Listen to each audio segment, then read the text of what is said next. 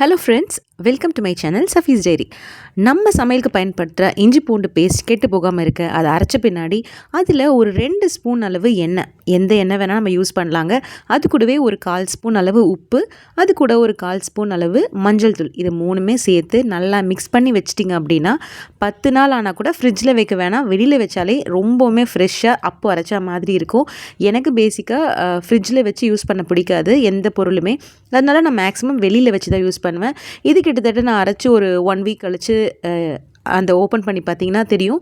அந்த மஞ்சள் நம்ம போடும்போது இந்த அளவுக்கு அது கலராக தெரியாது. நான் எந்த பிரைட்னஸும் ஆட் பண்ணலை, ஃபுல்லாக மிக்ஸ் ஆகாது. பட் அதுக்கு ஒரு வாரம் கழித்து நீங்கள் பார்க்கும்போது அந்த மஞ்சள் ஃபுல்லாகவே ஸ்ப்ரெட் ஆகி நல்ல ஒரு ப்ரிசர்வேட்டிவ் மாதிரி ஆகிடும்.